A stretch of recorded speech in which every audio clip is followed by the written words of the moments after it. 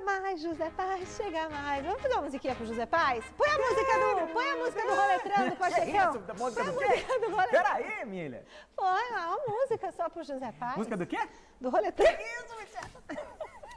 Ô Zé, eu vou te fazer uma pergunta que a gente não combinou. Eu quero saber as novidades do São Paulo, mas eu queria saber...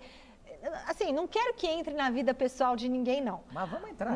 Mas assim, teve um boato, uns buchichos essa semana que eu nem fui ler fofoca, que eu não gosto de fofoca, tá? Mas assim, e a gente nota que a pessoa não tá muito bem ultimamente, que o time não tá dando certo, que parece que a cabeça não tá assim muito focada.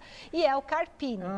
E aí, surgiu um bafafá de alguma questão extra-campo. Positivo. E então... Tipo assim, tem alguma coisa extra-campo que possa estar realmente influenciando dentro de campo a questão do Carpini? Isso aí que você está falando foi dito pelo Léo Dias, é isso? É. O que o Léo Dias falou? É que o Carpini estaria devendo aí uma quantia em cartão de crédito, aí entrevistou a ex-esposa do Carpini, que falou poucas e boas em relação ao Carpini, pensão, aquela coisa toda. Foi o Léo Dias, então? Léo Dias que deu essa notícia e, assim, eu vou falar por mim. Quando o pessoal não tá bom, o profissional também dá uma afetada. Eu não sei como é que é o caso do Carpini, não posso falar sobre ele.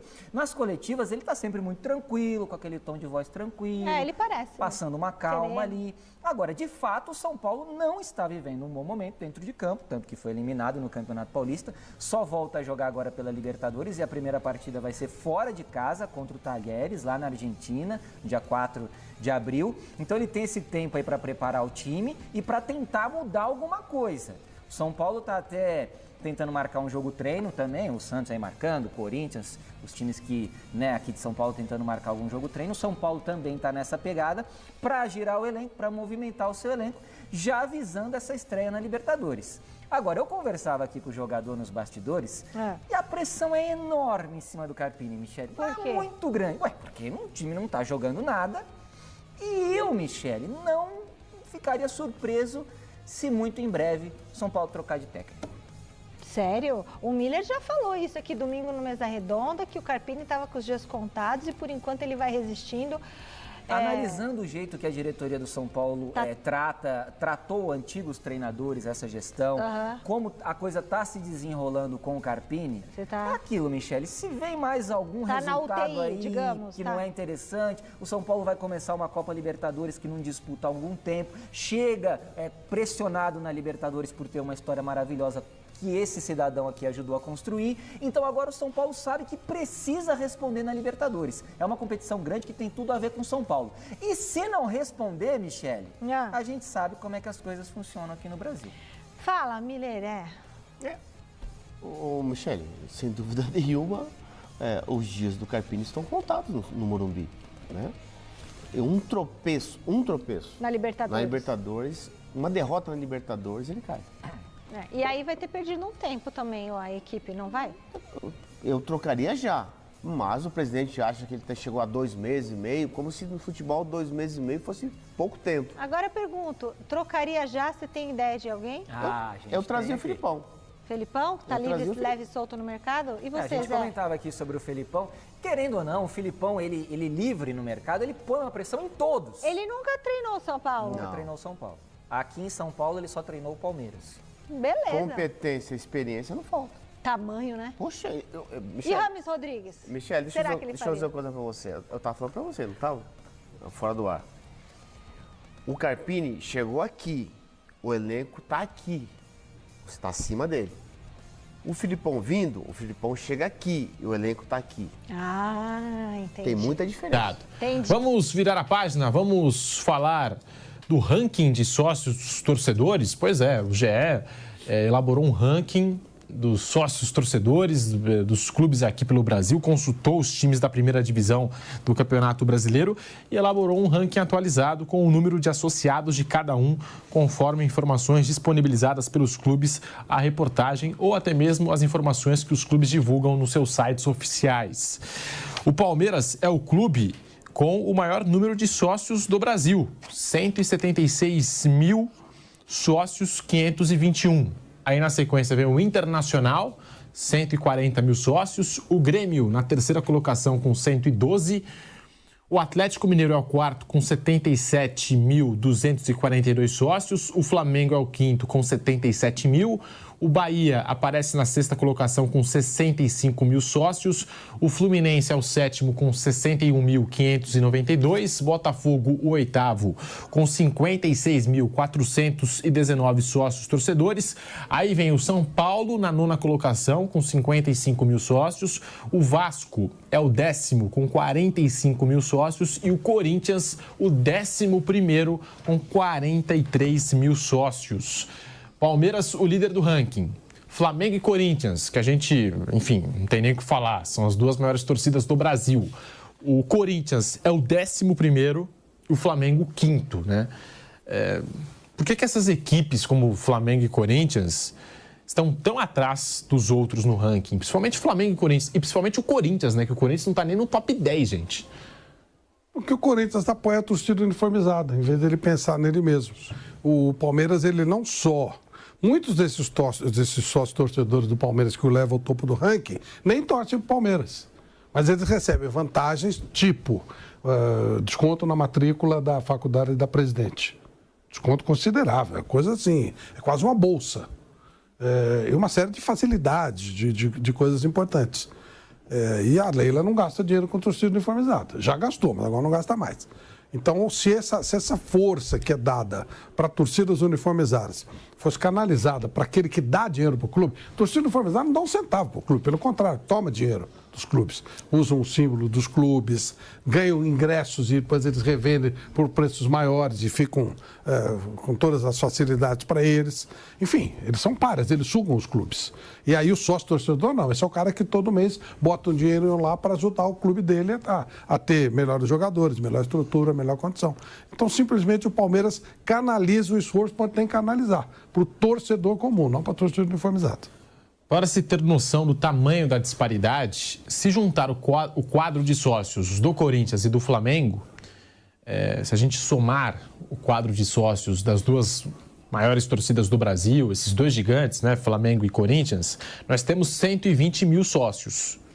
Ou seja, ainda estariam atrás do Palmeiras, né, que tem 176 mil. São 50 mil sócios a mais que o Palmeiras tem se juntar Flamengo e Corinthians. Se você juntar São Paulo, Flamengo e Corinthians, mesmo assim, você não consegue passar a equipe do Palmeiras no ranking de sócios torcedores. Se juntar São Paulo, Flamengo e Corinthians, chega em 175 mil. O Kaique Lima está me falando. E o Palmeiras tem 176 mil. Então, o Palmeiras está dominando aí o ranking de sócios torcedores. Bruno Prado. E destaque para os gaúchos também, né? Sim. O Inter e o Grêmio muito bem ali, os dois com mais de 100 mil. No Inter há uma participação direta do sócio na eleição do Internacional. Então, acho que isso também ajuda muito a atrair, a incentivar que se tornem sócios no clube. São Paulo, Corinthians e o Flamengo também muito abaixo do seu potencial. O Flamengo tem uma torcida gigantesca, São Paulo e Corinthians. Corinthians a segunda maior torcida, o São Paulo na maioria das pesquisas terceira torcida ali com o Palmeiras próximo. Hoje ali dá para dizer que teve um tempo que o São Paulo estava com a terceira torcida com certa distância, hoje está quase empatado ali com o Palmeiras, né? Há quase que um empate técnico nas pesquisas que temos aí de torcidas. Então, o Flamengo, São Paulo e Corinthians tinham que estar bem acima ali, em relação ao sócio-torcedor. Uma coisa que melhorou muito, e esses quatro, Flamengo, Palmeiras, São Paulo, Corinthians e alguns outros também, uma coisa que melhorou muito é a frequência da presença de torcedor no estádio. Isso melhorou bastante nos últimos anos e é uma coisa até bem recente. É uma coisa que tem menos de uma década isso aí. Pós-pandemia. Sim, o Flamengo, o Palmeiras, o São Paulo e o Corinthians, quase todo jogo tem um público muito bom. São Paulo, o estádio do Morumbi, comporta mais gente do que o estádio do Corinthians e do Palmeiras. É muito frequente hoje ter 50 mil pessoas no Morumbi. Mais de 40 tem quase todos os jogos. Palmeiras e Corinthians têm estádios ali com uma capacidade um pouco mais, um pouco menos de 40 mil. Quase sempre tem esse público. Flamengo também toda hora chega a mais de 50 mil. Isso melhorou bastante. Se ainda não reflete aí no número de sócios torcedores, que poderia ser maior, em presença de público, a gente melhorou muito, assim, em frequência. O público vai com mais frequência. Eu lembro que eu já trabalhava, já comentava jogos, São Paulo tricampeão brasileiro, 2006, 7, 8. Eu fiz vários jogos no Morumbi, São Paulo, em um momento de títulos, já perto já de uma reta final, vai pegar ali fim de primeiro turno, início de segundo turno de Brasileiro, que São Paulo era favorito para ganhar, às vezes com menos de 20 mil pessoas no Morumbi. Isso aí é 2006, 7, 8, não faz tanto tempo. Hoje, qualquer jogo, até do estadual, tem pelo menos 40 mil pessoas.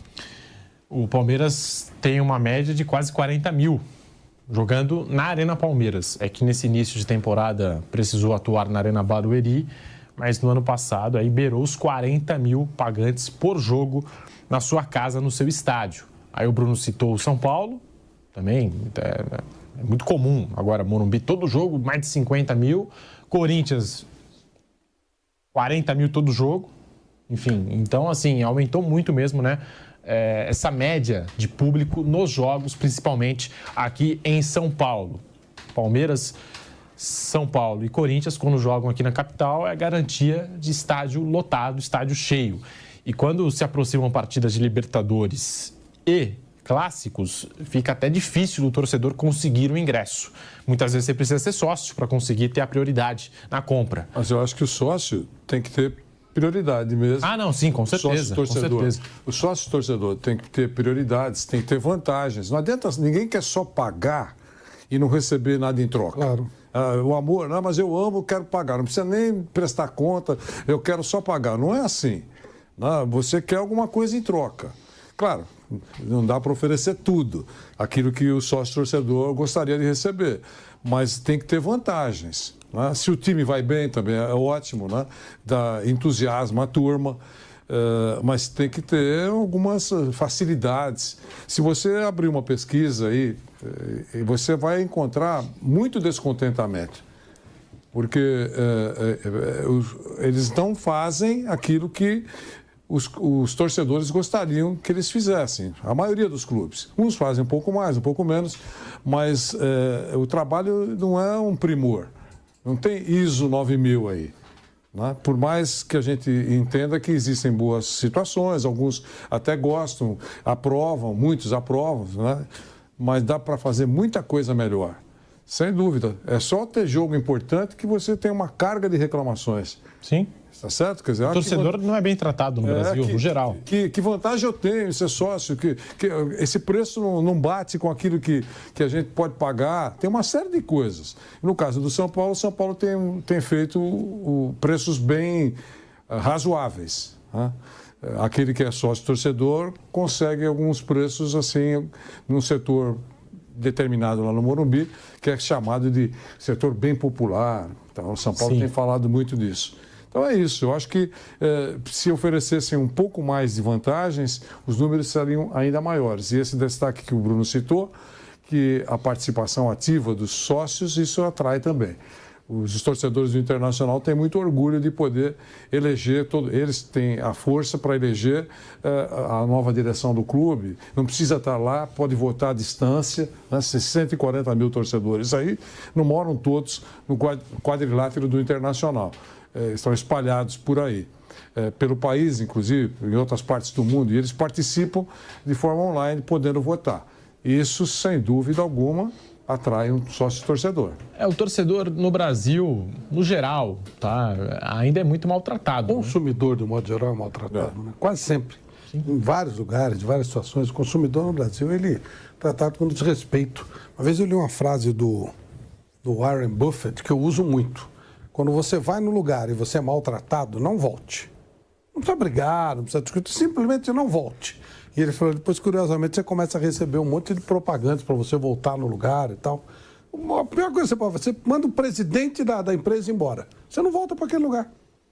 E no futebol é assim. Só que o torcedor, com todo respeito, não tem muita vergonha na cara, não. Ele é maltratado e volta no jogo seguinte, né? Aí fica complicado.